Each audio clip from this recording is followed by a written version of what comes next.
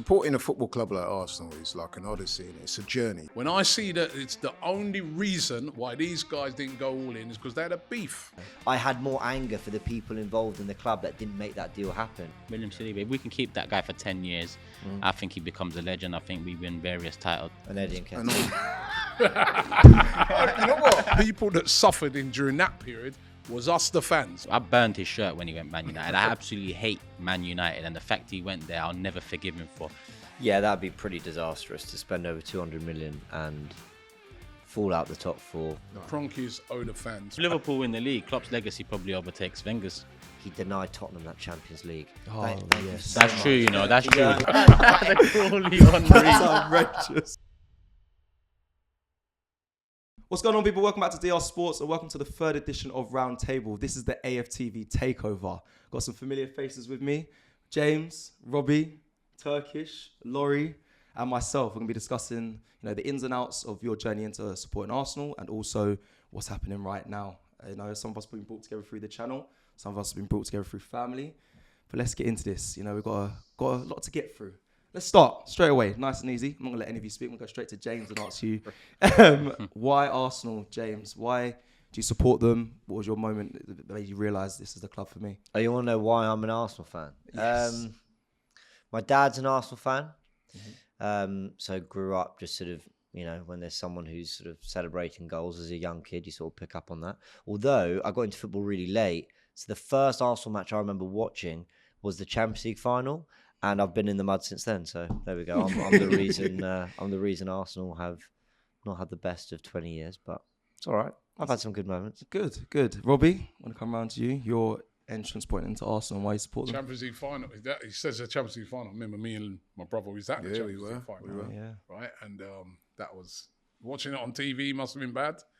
Being there, especially with having a couple of Barcelona fans in front of us. Remember, that was absolutely heartbreaking. Although overall it was a good day in terms of... It was a great day. Yeah. It was an Arsenal takeover of Paris. Yeah. Wow. Right? We outnumbered, I remember we outnumbered Barcelona fans like 10-1. Easy. But just getting into Arsenal just like with us, it was, again, it's a family thing. Like all our cousins and that, we're all into Arsenal. And then we just, Ian Wright and people like that, growing up as a black kid, Ian Wright and players like that, and Paul Davis. And is your whole family Arsenal then? Because obviously Laurie's your brother. Are they your whole family Arsenal? Everyone. Yeah. Oh. Well, you got kids. What, you can't let them support another team? No. God.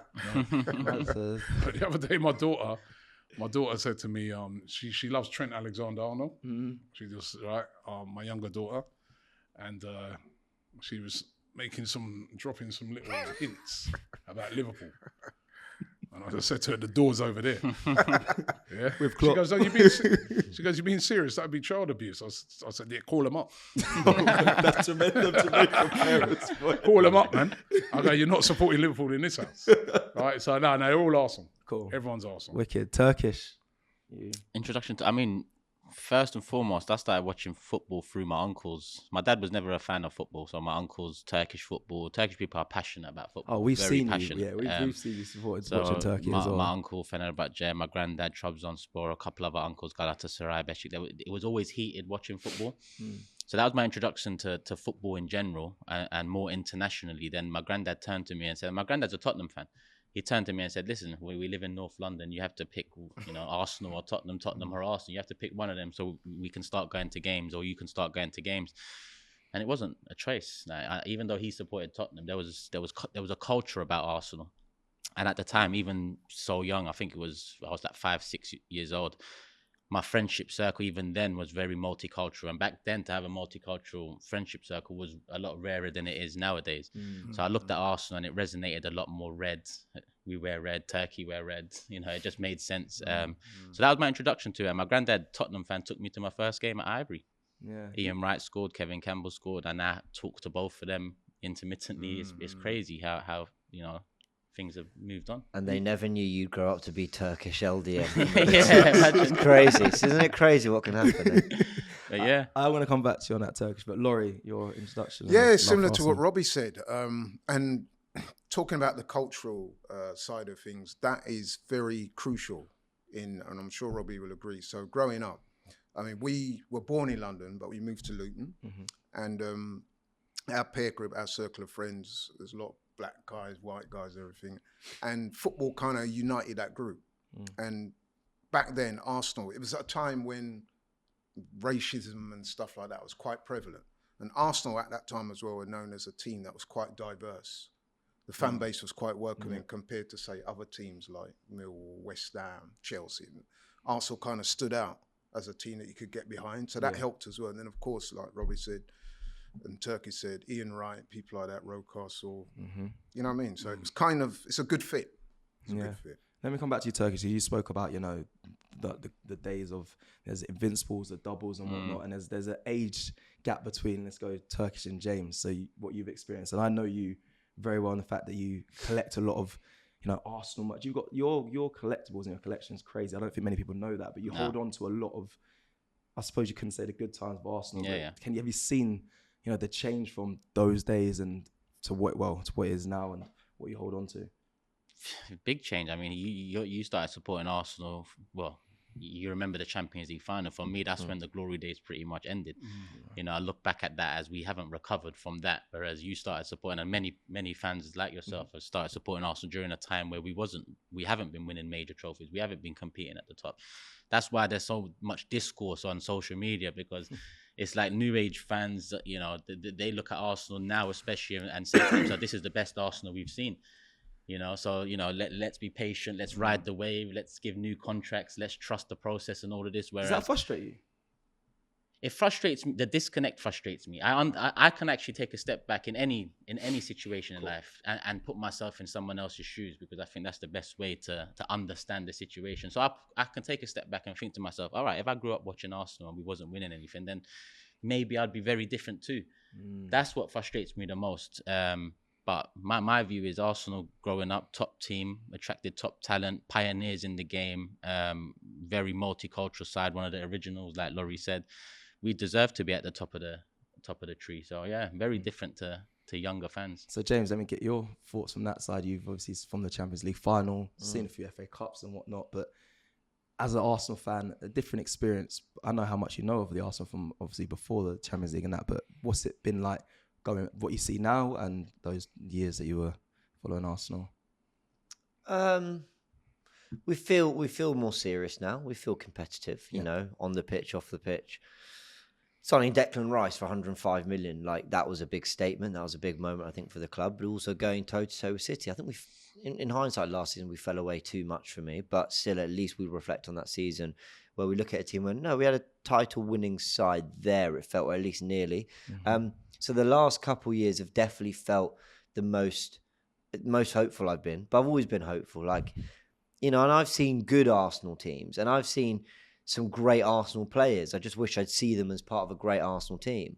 Like there are players like Van Persie, Cesc Fabregas, who, you know, Samir Nasri, I'd talk so much when they were Arsenal players, but Arsenal weren't really taken seriously because top four was a trophy and all that. And we had the 9-year trophy drought. And then when these players moved on to other clubs and they won those great things, they'll kind of recognise how good they were. So I've seen great players, but the club hasn't just been able to get quite over the line. Now, I don't scoff at the FA Cups. No one actually at this table does. But I think sometimes people just go, kind of all you've seen is some FA Cups. Listen, that's a lot more than many great, you know, fans of great clubs have seen. Newcastle are a massive club, and how long it's been since they won a trophy. So they are some of my happiest memories, but I'm ready to see a little bit more now. It doesn't mean it's been like 20 years of torture watching Arsenal. There's been some bad moments. There's been some great moments. Sometimes a great moment is just an individual win. Sometimes it's just a 2-0 down at home to Tottenham and you win 5-2. Like even that, like it's not maybe a great moment in our history, but they're sort of nice or great memories as an Arsenal fan. 100%. One of my greatest memories is Bernabeu with Henry 1-0. We didn't win the Champions League. It didn't result in anything, but it's not just about winning majors. It's those moments as well. 100%. Laurie, you're significantly a little bit older than a few of us. I don't Thanks. But hey, as I always say, with age comes wisdom and experience. Well, that's what I'm trying to get out of you from here. Just like over the years, not just Arsenal, how it's changed and you know where it's going, but like just like football in general. What Arsenal, I think, when obviously for me when Wenger came in, bringing in multicultural players and different regimes of training and whatnot, a lot of things changed. But have you seen a significant change in just through the years of football and Arsenal and just talking a little bit? supporting a football club like Arsenal is like an odyssey, and it's a journey. So I can remember, not being funny, sitting in front of the TV with my dad, and I'm watching players like Charlie George. You know what I mean? So that's an indication of how old I am.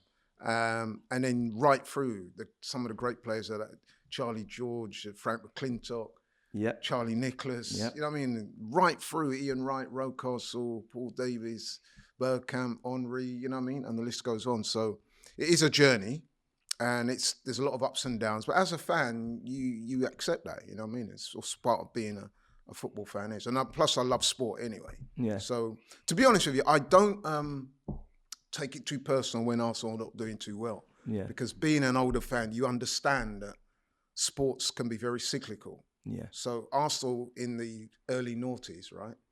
We were dominating. You know what I mean? Winning leagues. You haven't won the Champions League, but winning leagues, winning FA Cups. Yeah. The invincible season. But since then, there's been a huge drop-off in terms of winning trophies. But I'm confident that good times will come back. That's what I was going to ask you. Do you feel hopeful for the future, which you kind of mentioned it there. Now, Robbie, we know how long you've been supporting Arsenal, so I'm not going to go crazy into the changes and whatnot. But are you happy you started AFTV? Is the question I'm going happy. Yeah, you're happy. Sorry.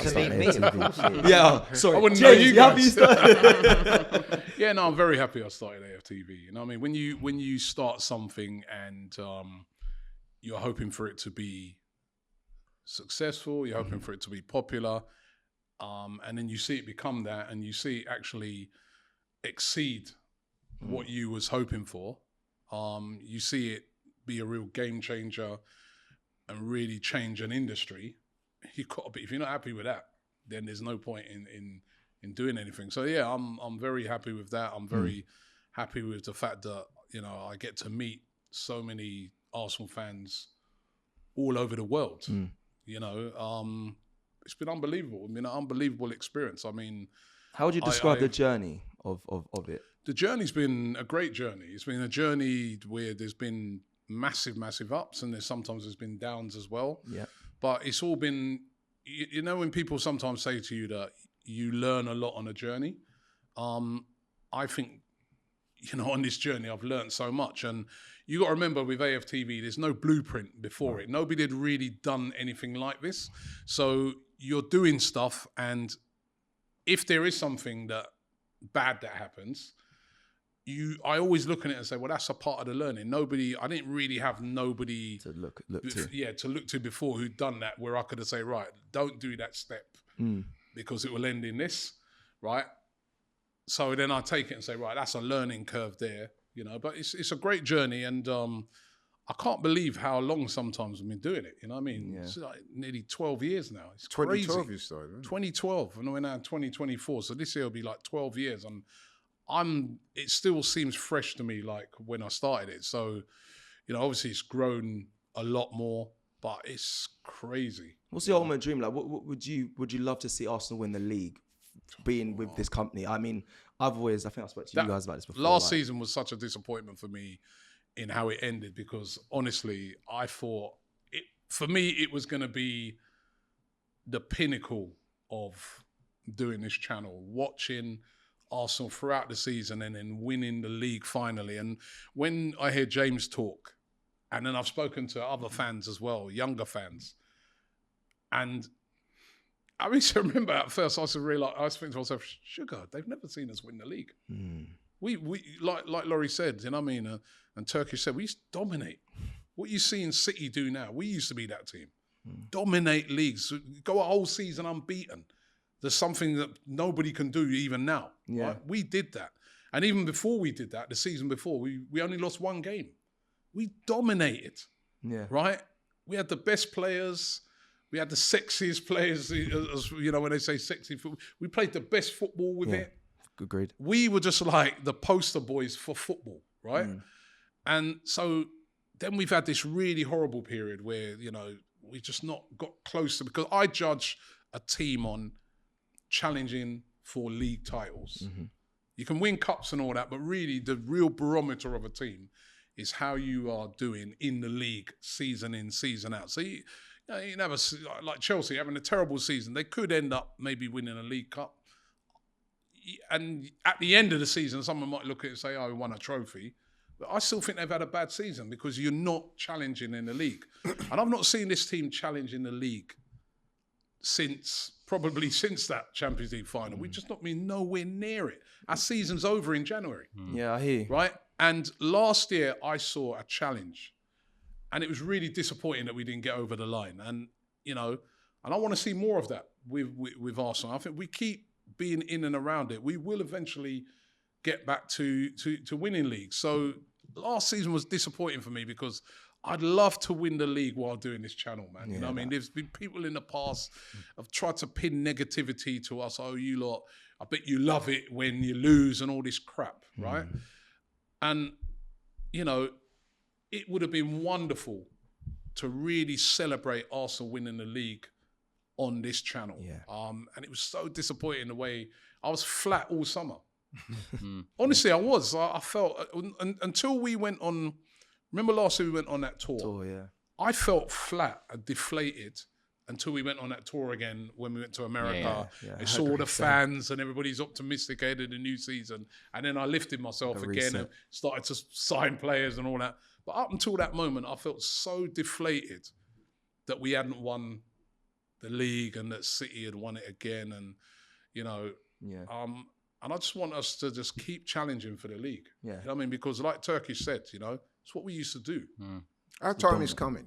As I said, I regard football as a cyclical sport, and we've already seen shoots of recovery, or big shoots. I mean, last season, following on from what Robbie said, for me, that was our Leicester moment. We kind of come from nowhere. I mean, if you think when Arteta took over, I think there were 2 8th place finishes, then a 5th. And then last year, we nearly got it over the line, fell short. Disappointingly, but that showed me that there's green shoots of recovery there. So we're on an upward trajectory. If we don't win it this season, which I've got to be honest, I don't think we will, but I certainly think within the next 2 or 3 years, we will win it. It's about challenging, and you know what, Turkish said something earlier, and it really made me think, right, is that us sometimes as older fans, we were used to, our standards are so high, because we just see our team win the title, man. And it's like, it was a given that Arsenal were challenging for the title. Arsenal, Man United, or maybe a Liverpool might be it, but we were always there. Then all of a sudden, when we moved into the new stadium and we had to spend all the money on a stadium and stuff like that, and we just saw a real decline. And we kind of accepted it at first because we were so behind the whole project that we're like, oh, cool. We understand why we are where we are right now because this is the next step. We've moved into this new stadium and that. But in that time now, Chelsea came around, City came around, and then they dominated and they've thrown money at it. And it's been hard to take as an Arsenal fan to just see that basically the domination, we just went from domination and just became quite an average team as regards the titles concerned. People might and you know what this generation does as well, and I get it because they haven't seen Arsenal win a major. We are apparently the banter club and have been for a long time, but it's so frustrating because you see that era. Robbie and Laurie, you'll remember. You two won't. I doubt it.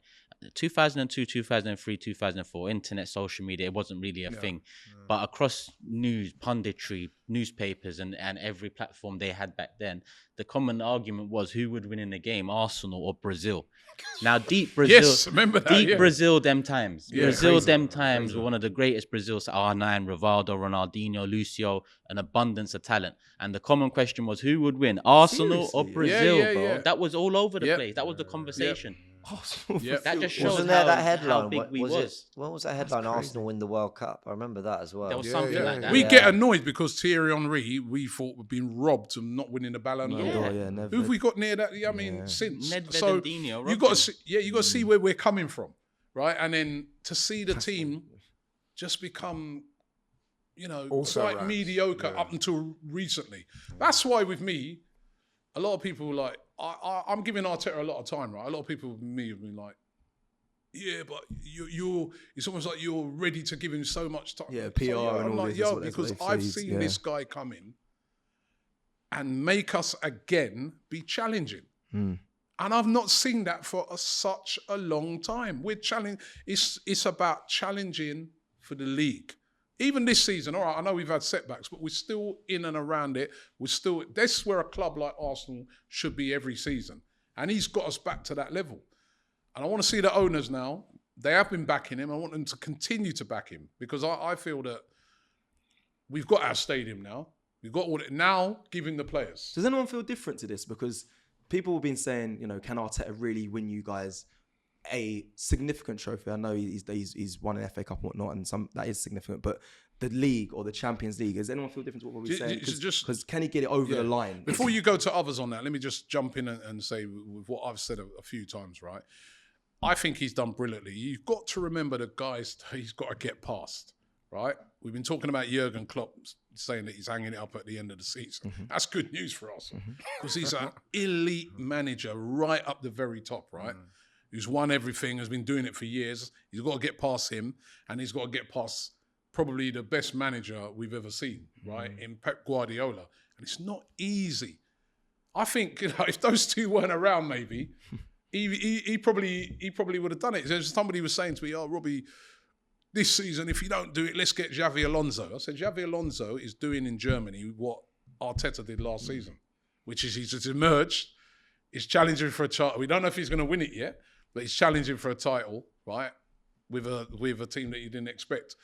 So listen, football's if he loses the next 10 games in a row, he's out, isn't it? But I think I'm willing to give him time, but he has to be backed. Yeah, anyone feel different? Like I said, that was everyone kind of on that as well. Give Arteta time. He's got to be given time, but I do think that Arsenal, being the kind of club they are, the weight of expectation. Yes, how much time is the question? You know what I mean? I know the man to my left. He agrees with me insofar as sometimes I think the fan base can be a little too accommodating of Arteta at times. But we're only saying that because we want to see the club push on. So Arteta players were very accommodating for a lot of things that over the years I think cost us. I think it cost us how accommodating we was to Arsene Wenger towards the end. I think whether that was on the owners, partly on the fans too. That set us back years. With Arteta, I think Robbie's right. He's brought us back to challenging, and that's the bare minimum for Arsenal, back to challenging. And we've only challenged for one season now, so I guess a lot of fans will argue that this is Arteta's second season of expectation, or second season where we really need to be at the top end. It's not on him, but the fact that what happened before him happened. So the weight under him is now at 5 years, but the wait for us is 20. So that will always be in the back of my mind. And 20 years exactly. There's a fine balance between knowing when to potentially cut ties. Now, I've said this a lot recently. I'm going to say it now. Arsene Wenger wouldn't have had the greatness he achieved if it wasn't for George Graham and that back four and that base that was built that he could build off. Now, Arteta might have built the base. Or who knows, he might go and win a league title. He might be the one. But he also might have built the base for another manager to come in and complete the job. Or you could look on it and say he didn't inherit a good base. He didn't. So he didn't. So he did build the base. So he built a base maybe for the next person. So if Arteta did finish outside the top four this season, James and everyone else, out the top four. Ask James. I want everyone's opinion. He's gone. But he's gone. He should be gone if we finish out the top four. Yeah, that'd be pretty disastrous to spend over 200 million and fall out the top four. If he lost his job, that would be probably fair enough because that's a real way off these standards and expectations. You can, in between that and a title challenge, there is finishing third, but like quite a way off City, and then there'll be real debates that'll be sparked off that. But I'm confident we'll keep with the pack. But yeah, if he falls out and he's miles away, as being out the top four would suggest, that's. Yeah, what if there was mitigation circumstances? Like what? Yeah, I was going to say that as well. It depends how that comes about. That's how I look on it, right? It's like if it's just disaster, you got your full squad and it's just disastrous football from now till the end of the season. I get it. If it's lots of injuries, or if it's a bit like Liverpool last year, where they had loads of players missing, lots of injuries. They fell out, or if that it's kind of thing. Yeah, if it's like if it was a close run thing and they just, I don't know. It has to be, to me. I always look on it and say, I want to see the circumstances around it. Did you just capitulate? Which then you have to remember Emery, he just capitulated, and he was like, boy. but we gave him another chance. But falling out the top 4, having been top at Christmas, is real capitulation. Yeah. And trust me, I'm very reluctant to say if Arteta doesn't do this, he should go. I'm very reluctant to say anything like that because context and all that matters. But context falling out the top 4 would be really big. It would be, because we were top at Christmas, and it would be. Because then you look at his resume, and out of the 4 full seasons, he would have had 3 of them outside the top 4. I'm sorry. Yeah, I don't care about that one title challenge if you're failing to keep it consistent. It makes that title challenge start to look like an anomaly. And what I still hold on to now is that title challenge wasn't just a, 1 year plucky Arsenal found a way, things kind of clicked. I actually think that was really good work that built towards that. It wasn't an accident that we stumbled across Zinchenko. He signed him when he had Tierney. He could have gone for other strikers. He brought in Jesus. He evolved Granit Xhaka's role. It was on purpose. It was by design. We've got to that point now. He then got this summer to add £230 million worth of talent and try and build on what he did. Now, half of that money is looking like money well spent. Half of it is questions. Now, I can forgive mistakes because I actually think over a prolonged period, managers are going to make mistakes. Pep Guardiola and Klopp have made their own. But look what they've achieved. That makes those mistakes forgivable. And so with Arteta, I'd be willing to, if we don't win the league this season, but, we kept with the pack, I'd be willing to see what more he can do to go, okay, you know what? You got it right to a point. You made a couple of mistakes. Let's try go again because progress isn't, it kind of gets laughed at. Oh, well, you're just happy with a bit of progress. But progress isn't an easy thing to come by in football. Yeah. No, James, you're right. Listen, I'm going to move it on and move it to this because I like this. I think it tells a lot about the person you're speaking with. Your favourite player of all time. I'm going to start with you, Lloyd, for Arsenal. I think it does tell a lot. I think I know a lot of yours already, but for the viewers and the people listening. Announce it. You know what? I've been asked this question many times on forums like this and by just people stopping you in the street and talking. And I always narrow it down to 2. Ian Wright. And Eddie and Ken. You know what? There's a case of adding a third to that. But yeah, Ian Wright. No way, no. Ian Wright and Henry. But you know what? A lot of people just look at those 2 and say, Henry's been the greatest player to play for Arsenal, which he has. But in answer to your question, who's my favourite player, it's got to be Ian Wright because in many ways, he is for a lot of black British Arsenal fans, he's the one that got a lot of people into supporting Arsenal. I mean, I was supporting Arsenal before Ian Wright, but when he came along, you know what I mean? He kind of pushed it to that next level. So yeah, I'm going to Ian Wright. Ian Wright. Turkish. I can make arguments for a few, but there's 3 in particular I can make arguments for, and depending on who's asking me, I'll probably change it up. Then two of them, Henry, Bergkamp, but those are the easy ones. For me, Tony Adams is one that doesn't get mentioned enough.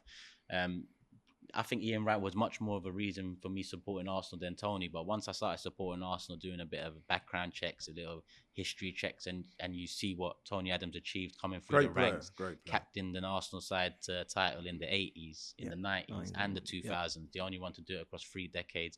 And he's a defender of the ilk and era that's we won't see again. We won't see that type of centre back again. You can go on to the pub on a Friday night, have 4 pints, and you can go on Saturday and keep a clean sheet. That's the type of defender he was. That was the culture back then. And for me, Tony, the way he represented Arsenal, and in my opinion, similar to George Graham giving the platform for Arsene Wenger, Tony gave the platform for Patrick Vieira to go on and be one of the greatest captains. Wow. Okay, cool. So Tony Adams for you. Robbie, yours? It's Thierry Henry for me. Just like he was the best player around, best player in the Premier League ever, as far as I'm concerned. And the swagger that he played with, the socks up, the style, just everything he did, man. I mean, you used to go to games and the opposition fans would just be like, I've got to admit, Thierry Henry, he's brilliant. You know what I mean? He was the best. You just knew he's going to score. You just knew he was going to score. You knew he was going to do something. If he got in a one-on-one, it's over. You know what I mean? And then the determination of him, the drive, and the fact that you could see a player that absolutely loved the club is Thierry Henry for me.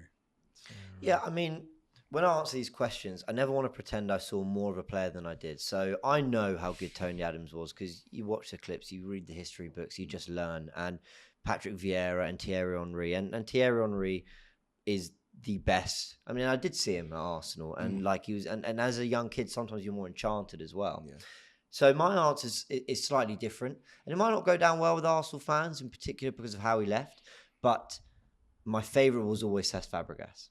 Yeah, I like Cesc. And the reason is because I think there was something, and I'm speaking from a very personal level, but when you kind of grow up playing football at school or whatever, those muddy pitches getting kicked about, and in an era of English football as well where, you know, the lung-busting box-to-box midfielder, he came in and went, I don't care if I'm the slow. He wasn't slow, by the way, but I don't care if I'm the slowest. I don't care if I'm not the biggest. Just give me the ball. And in a very kind of, without being too cringe, like being this kind of scrawny, small footballer. So then I got into it very late. I was like 11 when I first kicked the ball and decided I wanted to play the game. It was like, well, just work on your technique. And he was just unbelievable. And doing it, having been a youngster that came through, obviously we signed him from Barcelona when he was 13, 14, 15 maybe, you know, plays minutes at 15, and I can't remember quite the ages, but breaking through like that, wearing the armband young, I loved him. And I kind of really always saw him as a bit of an idol. And when he went to Chelsea, I didn't hate him because I knew we'd kind of turned down the opportunity to do it, and he went to Barcelona in the meantime. And I had more anger for the people involved in the club that didn't make that deal happen than for him going on and fulfilling his career. He deserved a Premier League title. I hate that he got it at Chelsea. He should have got it with us. But yeah, I always had a lot of time for him. Wenger tax. No, I'm not going to speak. Who's yours? Oh, mine's Thierry Henry. Why? When I was coming through when I was young, dreaming of being a professional footballer, I had a bar lead. I had about 0.5 actually, 0.5, and I used to be a striker. I used to look at him, long socks, and when I played, he was like, not to the level, people, but like a young Thierry Henry, a lot of people on the sides were saying. I was not to that level. I'm aware of that, okay? Let's just... But you aspire. People in the comments allow me. The Crawley statue would say otherwise. That's what I'm saying. But then I... Crawley Henry. The Crawley Henry. That's outrageous. That's your name now. I don't care. Oh, that's your name, bro. Crawley Henry. Oh, that is a horrendous name. But then I you know, researched and looked at obviously what Thierry Henry was, and everything he stood. He was like a superhero to me. I'll be honest. I don't think they make footballers like that these days. He was like an icon. Just everything he done. That's the word. That's why I'm not having any debates with Salah, De Bruyne. None of these men are icons. Yeah, no way. Thierry Henry was an icon. There's a difference there. He was being compared to R9s and Gabriel Batistutas and some of the now. Nah, please. How he never won a Ballon d'Or? It's just ridiculous. Absolutely just. Nedved sees. I know Nedved was cold. Like, Nedved was cold, but Henry deserved the Ballon d'Or for whether it was 01, 02 or 02, 03, around them times, he deserved it. And they just don't make like players like that anymore. And even for what he stood for, even nowadays when you hear him speak, the levels and the standards he just lives by. I think he's incredible. But that was my all-time favorite. I think a lot of people know that as well. But all those names we mentioned. This is a mad question. I'm going to put it into the middle for anyone to pick it up. But any players in this current Arsenal side that you think can reach that sort of level of status, or is the game completely changed now? That it's not going to happen. Or what do you guys think? Well, the question: Can current Arsenal players become legends? Yes, I do believe there are some that can. But some of the names we mentioned. But Thierry Henry's status won't get matched. No, it won't. Like Turkey said, you have legends. You have good players, great players. Legends, and then iconic figures. Yeah. And I personally, at the moment anyway, I don't see anybody in that iconic. Okay, Tony Adams then level then, and even that sounds mad me saying the one player that I can comfortably say will be a great player, whether it's us, William Saliba. Okay. William Saliba. If we can keep that guy for 10 years, I think he becomes a legend. I think we win various titles. I think he becomes the core of that. I think Saka as well could become, you know, if you win, and the other one's Declan Rice. I think it could become. That's true. It's not a bad point. You know, he could become he's a sort of player you could see if we won a title and that could get that legendary status, because you can see that again, that guy, even the short amount of time he's been at Arsenal, will die for the club and does it consistently on the pitch every game. But nobody's going to get. I mean, I hope somebody can get to the Thierry Henry thing. And listen, it's a different era, isn't it? Maybe they do it in their own way. Maybe someone like a Saka could do it in his own way, but Thierry Henry ability-wise, you know what I mean? I just don't see no one near him. He was just unbelievable. There are things to pick up that Henry didn't achieve, and that big one's the Champions League. And you say do it in your own way. Yeah, he did it at Arsenal, Of course, he did it at Barcelona. Yeah, and that's true. You know what I mean? I know he played off the left. I don't care where he won it. He won it. Yeah. That is very true, right? Because a player can just get legendary status off of a big trophy. So you lead your team to win the league. Rice gets, legendary status. You scored a winning goal in a Champions League final. Kai's done that. I haven't got. But I'm saying Look at Will toured against Man United Old Trafford when we won the league. That's an iconic moment from a squad player. Yeah, he was a squad player, but he's got. If Eddie comes and bags in the winner at Etihad, he's a legend. I don't know if he's going to do that. You put that on camera. You would not be able to go through If Eddie scores in the Champions League final to win it, he's an Arsenal. I said before we started that he would not be able to get through this broadcast without mentioning Ed. And he proved me right. Look at Origi at Liverpool. Because the iconic status from being a squad player, but those big goals he scored some big goals. for Liverpool. But on that, Seth, and then there's another way to frame it slightly, which is how good are these players? I mean, I put Saliba and Rice already. People might think it's so early. Maybe with Rice more so than Saliba, but I already think if you're building an all-time Emirates 11 for Arsenal. Now, I know that a lot of the muddy years there, but for me, those two are probably in that already. And I'll take Saliba with Adams Rice as opposed to but Bold and Adams. Then, when we did go check out Forever Arsenal, it was the draft video. How quick did Saliba come out? Already people wanted to go, Saliba. Yeah, that's true. That tells you there's a really special trajectory, but Arsenal have to deliver for those players because they won't hang around. They won't hang around. And the other thing I like about it as well, for the first time, and again, going back to the Arteta thing, for the first time in a very long time, right, I can look at the players we've got and say, I love these players, bro. There's no player in that team that I'm like, I like what, they just look like they're trying to win for the fans, or, that you see a team you can get behind, whereas there's been some teams in the past, and I've looked at certain players. Name names. I'm not going to name names, but I've just looked at them and I was just I don't mind. I can name a few. Bro, you're not. I was like, what's this guy doing at Arsenal? I've seen defenders bounced off in cup finals, going for a simple header. I've seen defenders, their head is rubbed after conceding the losing goal. I saw that. You're talking about the League Cup final. Respect Koscielny. Yeah, I'll never respect Koscielny in this Does he era. respect himself?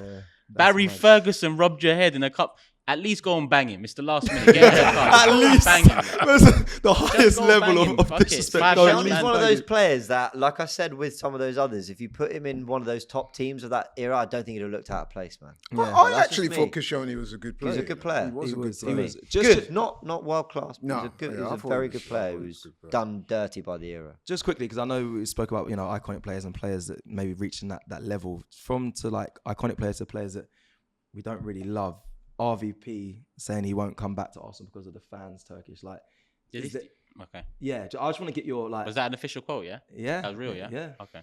So I want to hear your thoughts. I know how much that broke you. I know how much it hurt you, that move from Arsenal to United for that RVP. was the nail in the coffin in terms of any hope and belief I had that moving into the Emirates was going to get us closer to Bayern and Barca and Real and all this. That lie, it was officially a lie when we saw Van Persie. Listen, we can talk about Van Persie in two different... I burned his shirt when he went Man United. I absolutely hate Man United, and the fact he went there, I'll never forgive him for. The letter, however, I look back on it, and I agree wholeheartedly with the letter. You're going to ask about ambition and furthering your career at this club, and you're being shown the bottom line profit margins and the net gross, whatever it is. Not acceptable, and I think that kind of... It should have opened it up, but the fact that he went to United overshadowed the letter itself. So I actually appreciate that he was one of the players in this era of Kroenkes squeezing us dry that come out and actually said something. Not Nasri, not Clichy, not Sanya, not Adebayor, not all of these players that have left us. Fabregas mentioned it recently as well in terms of he was on the bus looking around thinking, who the hell's world class around me? So Van Persie, I get the reasons why. It's the club's fault. Fabregas, it's the club's fault. Yep. But you went United, my brother. Fabregas, I can accept. You went home.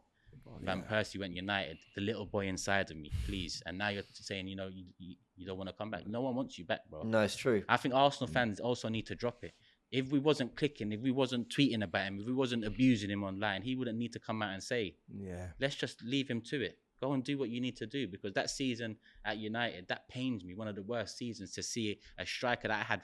I've got a signed Van Persie shirt. I had four. I had a Van Persie shirt as well, that he threw into the crowd when he scored brace at Chelsea. Okay. Oh, yeah, I was What, there. the 5, Yeah. the 5-3 or the 5? You something? caught that shirt? I caught that shirt. Yeah, I was right? there. I was Listen with to him. this story. I helped him get it. Yeah. Yeah, listen, I helped him get it. Remember that? I caught that shirt. No, he's just there. No, you know what? I had hold of about 70% of it. Some guy had about 30%. I was just easing guy. my way. Right, and I just sort of wrestled. 10-year-old boy. It's some kid, by the way. It weren't a guy. It weren't a kid. It weren't a kid. It weren't a Julie booth. Right? And I got the shirt and I framed it. It had all the mud on it, still everything. And that was pride of place, man. Right? The burgundy shirt as well. Oh, raw. And honestly, I don't even know where it is now. When he moved, I took it down out of my house, flung it in the garage. Yeah, I mean, it really I was really, to go to United, because the people don't understand, especially those times, the rivalry with United. To go to United, you know, I do sort of understand more now when I look at it, when I look back on it, because let's be real, we were showing no ambition. The guy was a top footballer, considered one of the best around, and he wanted to go and win things. But it was going to United, because the thing that upset me with him is that we'd stood by him for a very, very long time, right? That's crazy. He'd have injury after injury after injury, and we still stuck with him. And then he had one great season, and then he went to United, and then went and won in the league. And that's where it's hard. I've got over it a long time. You know what I mean? Listen, if I saw Van Persie, you know, I wouldn't have any issue with him now. But at the time, I want to talk to him. I'd like to talk to him one day. Yeah. I'll keep it Yeah, I respectful.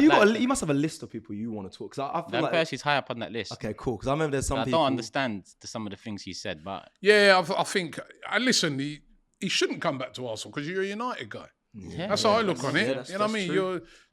We don't really want you to know come what back. I've What are you going to liked? come back and say? exactly. You know what I've likened it to, though? You know what hurt? I'm going to give an analogy here and rap. Nas, Jay-Z, I used to be a Nas, like, not used to. Nas is my guy. Nas, Jay-Z went at it. Then one day, Jay-Z at Def Jam brings Nas out. And it just felt like Jay-Z won in that moment. Now, all my arguments throughout school, Arsenal, Man United, Wenger, Ferguson, all these players, it just felt like it was over. There's When no he debate. went When to- Van when he went Persie to, left yeah, Arsenal, United. go United, it was like Wenger can't chat to Ferguson, we can't chat to United. Forget it.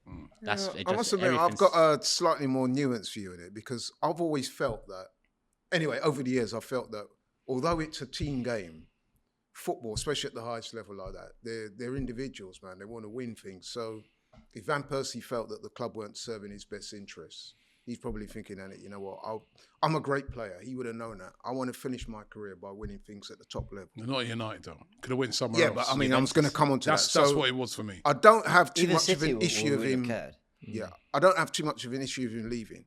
But as my mum used to say, God rest her soul, there's a way in which to leave. You know what I mean? So the way he left, going to United, some of the things he said. He strung us along all season as well. Yeah, there's a way to leave. You know what I mean? Because let's face it, as I said before, football's cyclical. Players come and go. The only thing that remains constant is the fans. So players should know that when you're leaving a club like Arsenal, where you've been such a pivotal figure, you owe that fans and the club that respect to leave in a way that they say, okay, a bit like what you were saying with Fabregas. You know what I mean? He left, you didn't like it, but you can understand because there were circumstances that, you know what I mean? So, Yeah. All right, let's sorry, just on that last thing, right, is that with it as well, and this is why I don't understand his reaction, because it's well within his rights to leave and go to Manchester United and win titles and do stuff like that. But don't expect Arsenal fans to love you after that. You know what I mean, you make a decision like that. You know what's coming. It's a bit like with Sol Campbell when he left Tottenham to come to Arsenal. He knew what was coming. You know what's coming at you, right? but that was excessive, though. It's been excessive with him, but you've got to take that into account when you make these moves. Are you making a move like that, right? It's a brave move to make as a footballer. You shouldn't. The abuse shouldn't be over the top. It shouldn't be. But you know, when you make a move like that, you know what's coming your way. You know what I mean? You've got to. the worst You've case, got to accept it. Nasri, the way he left was poor. Adi Bayor. There's a few. There's There's a few. There is a list, but I know why RVP it hurt a lot of people. Now, listen, I'm intrigued for this bit. I'm going to come to James for this one. So, listen, I saw a clip of you talking about the owners quite recently, you know, and, you know, what they've done, the Kroenkes and whatnot. I entered this company here at AFTV. Obviously, we knew the issues of our owners. There was protests. Was a few of us were at the protests as well. things have kind of moved on. To me, then being in LA and sitting in a bar with the owners of the Kroenkes. You're like Van Persie. Things have changed. I know Kroenkes, Josh mentioned, you know, we should be excited. Now listen, we're still along. We haven't won anything for an FA Cup. We haven't won anything massive like the Premier League or Champions League and whatnot in so many years. But James, where are you at right now when it comes to ownership of Arsenal? Because I feel like opinions are always able to change. There can always be problems and issues that you hold on to, but you're allowed to change your opinions. I don't know if you have done that or what you make of them now. I've got no complaints at the moment. Yeah. Well, I mean, for me, the owners, their jobs are to do the best they can to facilitate the well-running of the club, get the right people in place, keep everything going. I want the team competitive on the pitch. I want the club financially healthy. And that's not something to laugh at either, because we know what can happen with football clubs, like point deductions, whatever. Yep. Like I want them just to run everything smoothly, hire the best in class as much as possible, and give them the resources to do what they need to do. Yeah. Mikel Arteta has had everything he could want to make a success of this job, in my opinion. Now, within reason. Did he get every single target and every single signing? Probably not, but what manager does? Even Pep Guardiola's had to, didn't get Alexis Sanchez, didn't get Harry Maguire, weirdly. Yeah. So pressure's off the ownership for now. But when I say pressure off, what I mean is, for me, I'm going, cool, Mikel, you've been given what I believe is everything you need to be competitive. So now I'm looking at you to deliver on that. If I felt Arteta wasn't getting that, or if Arteta's not delivering, then you do look above again. Can you go, okay, well, how serious are you about winning? How serious are you about being genuinely really competitive and building on this momentum? Now, I've repeated this line over the international break, whatever, probably 5, 6, 7 times now via this, DL Sports, AFTV, whatever. A good process doesn't live and die by Arteta. We keep associating the process with him, maybe because he said it the most, because we started hearing a lot of that PR, stuff when he came in. But if Arteta's not the guy, that's not the end of the process. The ownership and everyone in place should be good enough to identify the next targets. We just heard Jurgen Klopp's leaving. You think they're not looking at the succession plan? What's after that? It's about constantly evolving and building and planning. And I have no complaints. They've spent money. They've backed us financially. They have backed a manager, and they've made difficult decisions at a time where it could have been very easy to sack Arteta. They or whoever involved stuck by their guns and backed him to come through it, and he did. And that is also a good sign of leadership, not just doing the kind of, sometimes sacking is the easy thing. So, but sometimes they have taken the easy way. So I'm pretty relaxed on things with the ownership right Laurie, now. I kind of echo a lot of those thoughts. I think the Kroenkes, they were very unpopular at the start of the journey, and I get it. I know my man to my left was very critical, and he was justified in being so. But I think the process is evolving, the trajectory is upwards, and I would say, for me anyway, that I think the turning point in the whole Kroenke situation was when Josh Kroenke came more to the front. Yeah, because when it was Stan, well, he was absent, wasn't he? Yeah. For large spells. I didn't really see what was going on. Never heard from him. Yeah. Josh Is that Kroenke, really a big issue for all of us, for you guys as well? Yeah, Josh Kroenke coming to the fore has definitely turned things around, in my view. So, I've not got no real complaints about the owners. But obviously, it's an ongoing process, so they've just still got to keep doing their jobs. So. Are they Turkish now? Obviously, this is your domain. Like, for you, are they still on watch as well? Because it's weird, because like I said, like, do people care if Stan Kroenke wasn't involved? Because if the money's still going in, right now I'm with James. I feel like the owners have done everything they can for Arteta. It doesn't seem like there's any limitations when it comes to what you need, what you want. Why abiding by the financial fair play rules as well. So I feel like they're doing all they can. But for you, are they still on watch? Because you want to see probably more ambition. Say if we don't win anything, or for the players as well. Why did you grow up not seeing Arsenal win a major trophy? Because of the owners. So they haven't done anything yet to prove us otherwise. My opinions of the owners were formed over 10, 15 years of bullshit. They were formed over 10, 15 years of lies. Going from top 4 to top 6, not showing ambition, from a profit-making company to a loss-making company. These are all selling our best players, not buying adequate talent to replace them. These are all things that happen in a 10, 15-year period. Yeah, you see it change. 3, 4, 5 years ain't going to change what they did in 10, 15 years, especially when we're talking here without a major trophy yet. Now, a lot of people will look at Rams and then look at Denver Nuggets, and that's been the new one thrown at me. Look, they've won. Look how long he's owned Rams. Look how long he's owned Denver Nuggets. They've got one title each in 20 plus years of ownership. So are people telling me if we win one league title, that's it? No, it's not it. The pressure should always be on. We shouldn't have to look at them. And that's what I've had to do over the last, forget the last 2 years because I haven't been looking at them now as you're much. not. But we should always, in those years, it was necessary to look at them. But a well-run football club, you don't need to look at your owners. When Sir Alex Ferguson was at United, you heard nothing about the Glazers. Why? Because they're winning. And the buck stopped at him. So I want to get us into a position where, and I want the ownership to get us in a position where we're not looking at them. Does it not feel like, but it's going to take a long time for them to. No, that's where I know we haven't won anything like you said a major, but does it not feel like I don't hear anyone really speaking about. If we don't achieve what you think we should achieve bare minimum this season, you're looking at Arteta, right? This season, yeah, as in a title track, because I think they've given enough there. That's but what comes there is, if we go back to the question, who asked if we finish outside the top four? If we finish outside the top four, Kroenke ain't going to sack Arteta. So I start looking at the Kroenkes then, because they was comfortable with Wenger making Champions League all of those years in a row till he wasn't. Don't forget, Wenger got let go when Champions League was no longer on the cards for 2 seasons straight. So let's not lose ourselves in getting back into Champions League, and let's make sure now we're back in Champions League, the pressure's really on, because when we originally got frustrated with them, we was in the Champions League. We're back to square one now, square one. We was never happy at square one, so we're back there now. What are you going to do now to build on square one that you didn't 5, 10, 15 years ago? Are they not doing that though now? It's been 1 year in Champions League. we just smashed the... Listen, when we signed Declan Rice, I was like, right, 100 mil. I never thought Arsenal would do it, but great. That's a good indication that we actually mean business now. Guess what happened 6 months later? Shit's tight. FFP. We ain't got money to spend. That's not acceptable. I'm sorry. And then it goes back to the years of not selling players So you're saying properly. we shouldn't have bought Declan Rice? No. What I'm saying is, what happened to all the players we failed to sell properly? And at the time, I was being told that, listen, it's just got to be done. Fair enough, but it's caught up to us now. Right. It's all of that's caught up to us. So we've just challenged for a title. We've just, done a British transfer record for Declan Rice.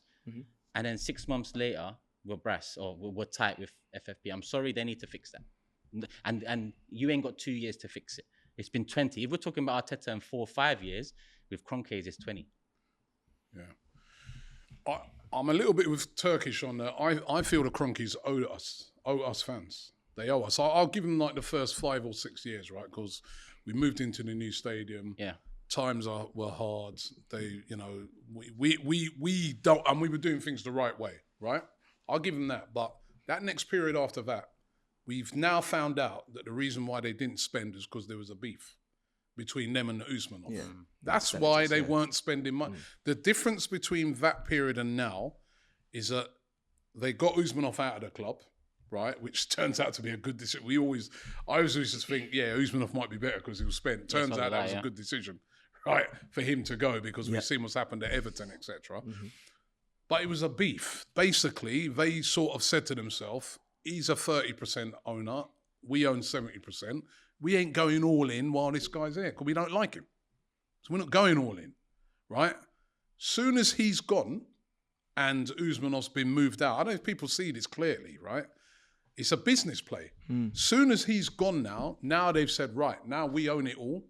It's all our club. Now we're going to go all in now. We're going to treat Arsenal how we treat the Denver Nuggets, how we treat the LA Rams, which is we are looking to try and obviously make money, but we're also looking to win.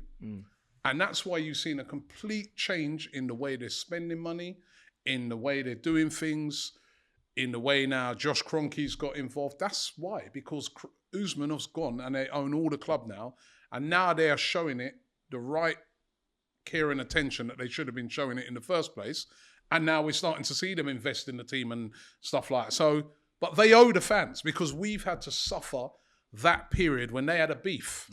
With a co-owner. That's basically what it is. That's key what you said. They had a beef with they had a beef with the guy who owned 30% of the club. And he'd be like, me and you own a business. And I'm like, I ain't going all in because Cecil's going to, out of the successes, Cecil's got 30% and he'll share in that and people will big him up and that. And until he's gone, I'm not going all in. I'm just going to give the bare minimum. So you're saying there's a power struggle at the club? That's fact. But it's literally there. So to me, we've suffered because of their beef.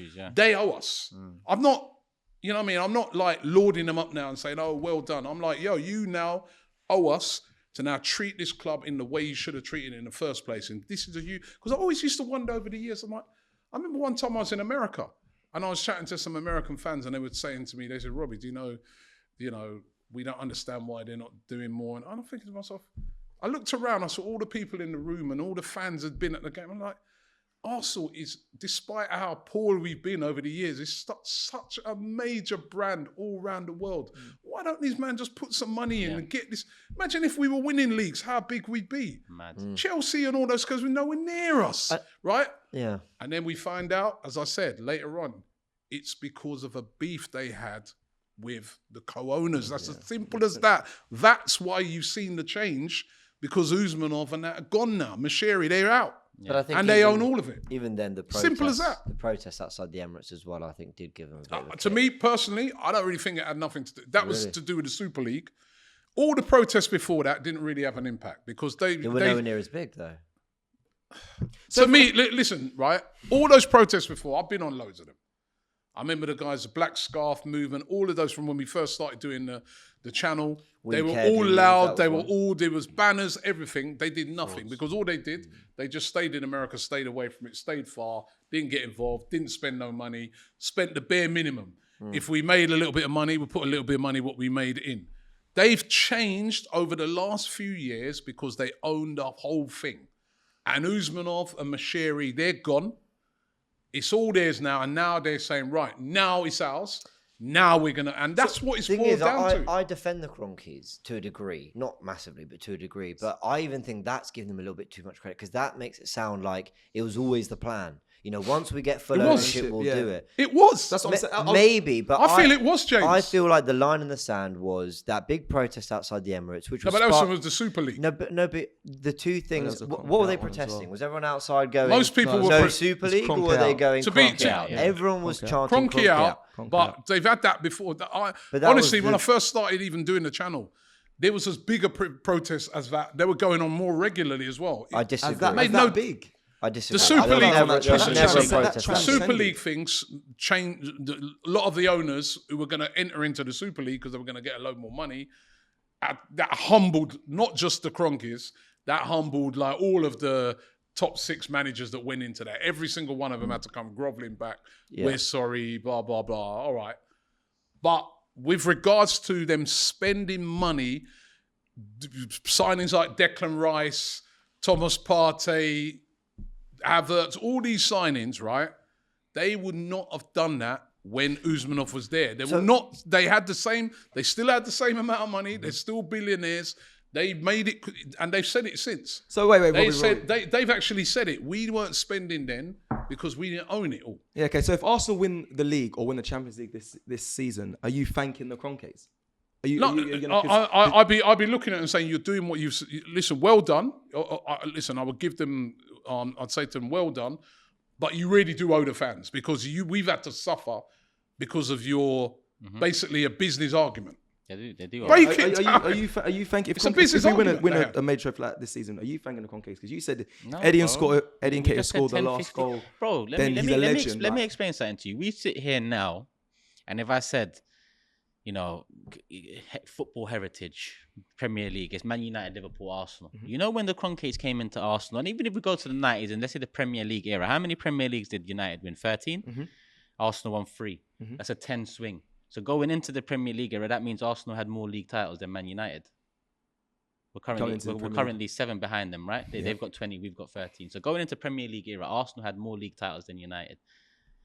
From when Kroenkes took over, part ownership, let's say from the last time Arsenal... I think we've got 16, is it 13 first divisions and 3 Premier Leagues? No, 13 total. Oh, is it? Okay. So from when the Kroenkes took major 30% or whatever it was at the time, let's say 05, 06, 07, I think United went on to win another 4 titles before Ferguson left.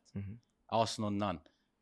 Yeah. So in the last 15 years, we've seen Roman come into Chelsea, win league titles. We've seen, City as well. the Sheikh come into City, win titles. We've seen Kroenkes come into this club where we was close to the amount of league titles at Man United. It's laughable now. Yeah, but full ownership was But we 2018, was close, though. bro. Yeah. But fuck the full ownership But thing. that's what we're arguing, though. But that's the beef But they you had know, with Usmanov. it's Turkish. I give them the first sort of 5-6 years, right, of moving into the stadium. I give them because that was well documented. That's fair. They even told us before that we're going to suffer, right?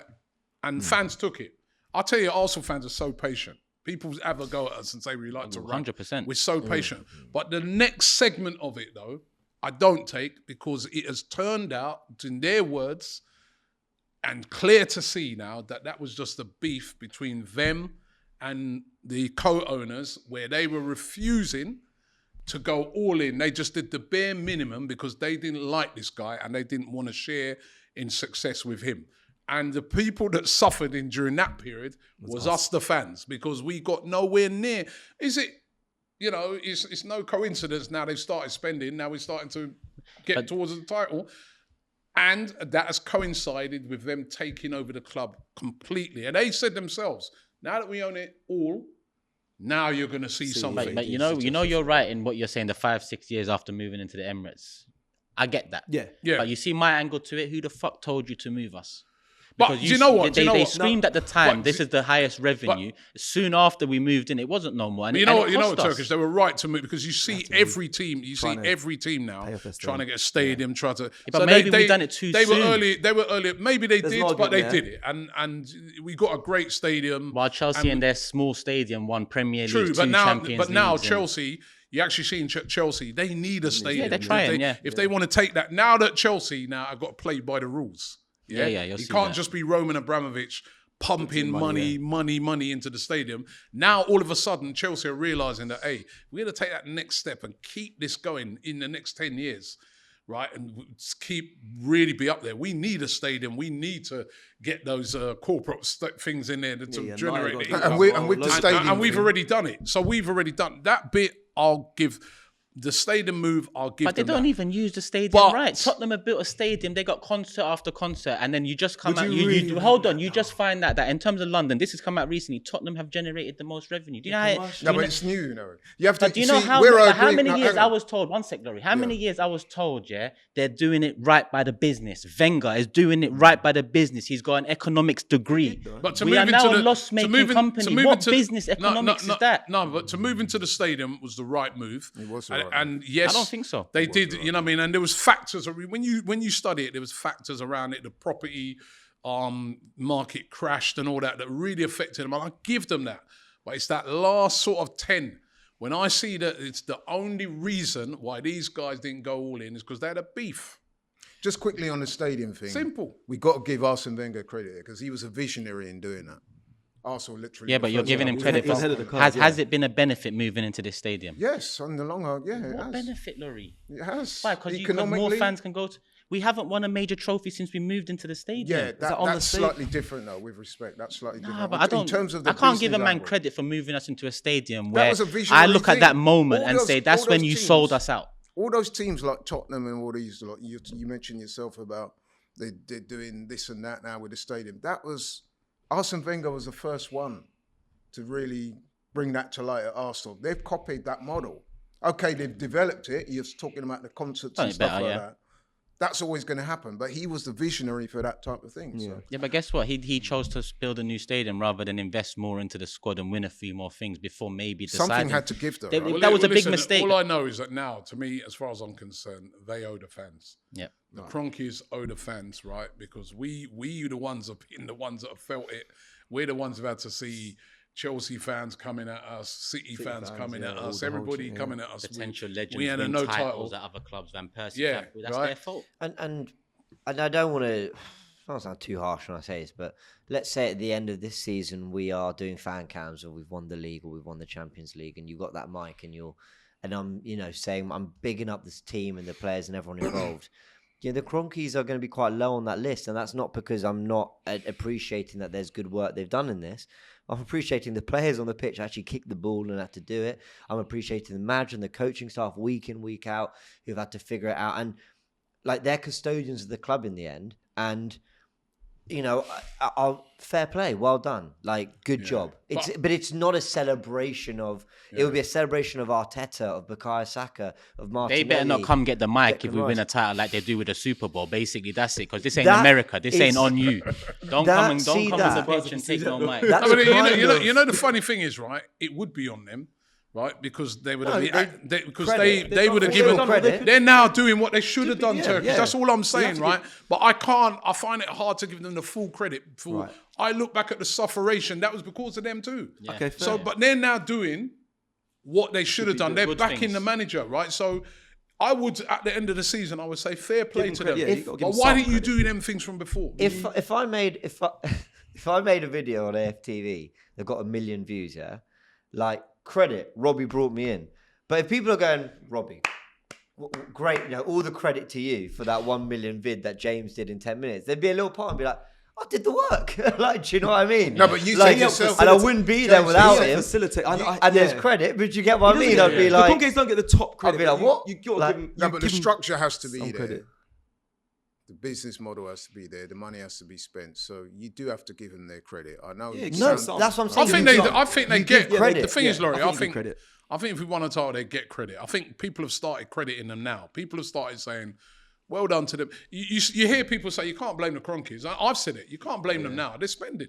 They're giving Arteta the money. You know what I mean? They're giving money to buy Declan Rice. They're not just spending as well, City. but they have a visible presence at the club. You've seen Josh Kroenkes giving interviews. but they're acting how they should have done this before. Yeah, I accept and they only did it because of a beef. Okay, but what I'm saying now, we're seeing what they should have been doing. Yeah. Josh Kroenkes giving several interviews where he said he's working very closely with the likes of Edu and Arteta and other people in the hierarchy to get the club the success that we so badly want. So, and then the last element to that as well, the fans have to be credit as well. 100%. Let me bring this roundtable to a close and go straight to modern day. From the time of recording, Klopp has announced he's leaving at the end of this season, and I kind of want to get everyone's thoughts. I know he's going to be there until the end of the season, but on a brief, I know we do so many videos on this, but Arsenal's chances at lifting silverware this season. How are you feeling right now, currently, as an Arsenal fan, and what do you think of how is it really going to end towards the end of the season? Let's go.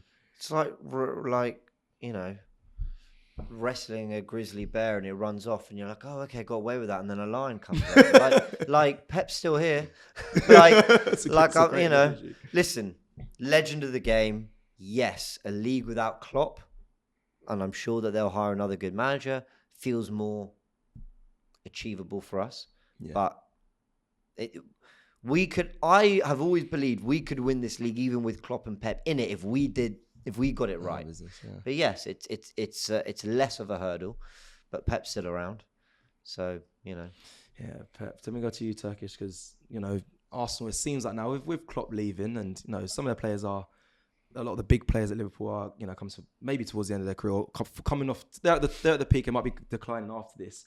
City and Pep are still here. You're right, James. But I don't know. I feel like going forward, Arsenal, we should be still in the conversation going into the next seasons. But how are you feeling for the next season and the end of this season now? I don't really get the question, but regardless of Klopp deciding to leave, Arsenal need to win something major. So I don't care about that. That doesn't concern me. It makes it potentially, well, it does make it easier to say that with a bit more confidence and chest. But we have to win something regardless if Pep's here, Klopp's here, whoever's here. That's my point. I think we can do it anyway. Sorry, go on. I do think it makes it easy. It won't make it easier this year because I think it's going to fire up. That's Liverpool's going to fire up there, really. And they're already top of the league, and I think they've been the best team so far this season. They've only lost one game, right? Yeah. So it's going to fire them up from now till the end of the season. But what I would say next season, Klopp going is good for Arsenal. We have to be real. It's a bit like in athletics. If you was a 100 meters runner, when Usain Bolt just said he's hanging it up, you got a better chance of winning the 100 meters final. You know what I mean? So it's just he's an absolute elite manager who's like absolutely brilliant. Like, you know what I mean? He's one of the managers you can never hate on because he's that good. You've seen what he's done over the years. Yeah. So him going is going to be a major blow to Liverpool. Yeah. Even when they bring in a new manager, that new manager's going to then have to... They have to come to get to time. And so I think as far as Arsenal's concerned, because, Arteta at the moment, people be like, oh, if you don't win it, get rid of it. But you still, whoever you bring in new, you still would have been up against Klopp and you're up against Pep Guardiola, and they're two of the best in the world. So I think it's going to fire up Liverpool this season. I agree. It's just made it harder for us as well. this season, but for next season, I think him going, and I'm wondering how many other players in that team might, will Salah be there now? Yeah, it's going to be hard. Will Trent Alexander-Arnold or players like that start thinking, well, you can see the relationship between Klopp and a lot of his players. Maybe, I don't know. It might be once he goes, might be a real turning point for Liverpool. I think it will. Listen, they're a top side, but this season now that's going to fire them right up from now. We know they're a bit of an emotional team already, and fan base and everything, and them sort of things gets them the fan base right behind them. Yeah. The lion and the bear analogy I like. Usain Bolt one as well. I like that. Same sentiment, Laurie. Do you feel the same? Yeah, I mean, first and foremost, Klopp, taking my Arsenal tinted glasses off, I really like the guy. He's a great manager. I think it's going to be a big blow for Liverpool and the Premier League, because if you love football, you love the Premier League, you want the best managers, the best characters, etc. That being said, I do think in the immediate term, that's going to galvanise Liverpool.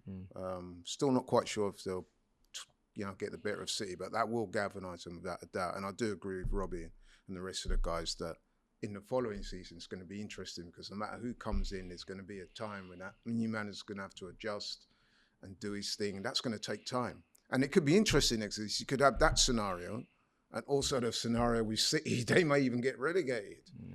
You know what I mean? So it's good. That's a good point. So I guess. You know what I mean? In the long term, gonna win the league. It's beneficial. If Liverpool win the league, Klopp's legacy probably overtakes Wenger's. 2 league titles. He's won a Champions League and a Champions League as well. There, so. He's a great. So I hope they don't do it. I think saying that, but Klopp's one of the best to ever do it. Wenger's 3 and the Invincibles. If you're talking just in England and not Europe, then I struggle. But listen, I get you. Yeah, that would be the angle I lean on. It's unreal. Do you know what? I need to thank Jurgen Klopp for 2 things. One as an Arsenal fan, one as a football fan. As a football fan, because he actually made this league competitive. It could have been another City win it year after, and they still swept up most of them, City. But he gave us races. He gave us something to be excited about and keep tuning in for. Secondly, he denied Tottenham that Champions League. Yes. That's true, That's true. Well said. That is true. I can't lie. That is 100%. I mean, he'll forever have a place in my heart for that. Yeah. I don't care how many times we got battered at Anfield. He stopped Tottenham winning in Madrid. That is... Yeah, that's big. And just quickly... Put some music behind that. I like that. From a tactical perspective, I think he pretty much revolutionised football in the Premier League by the Jurgen press. Yeah. He's attributed as the man that kind of brought that to the fore. Yeah. So he'll be missed, man. I'm in shock over the news. He'll be back. So Chelsea sack Poch next month. No, he said he's already said in that interview. He said he would never manage another club in England. Did he say that? Yeah, he said that. So. German manager maybe in the future. I don't know. I've got to cancel my Klopp in video. Well, listen, we'll end it there. Didn't end. Klopp to Arsenal with Turkish on the thumbnail. Listen, lads, it's been a pleasure to do this roundtable talk. It's good to delve into Arsenal and what we spoke about today. I hope you guys liked it as well. Like the video if you did. Subscribe if you're new. Big up DR Sports for allowing us to have the space to have this conversation. And we'll see you again very soon. Peace.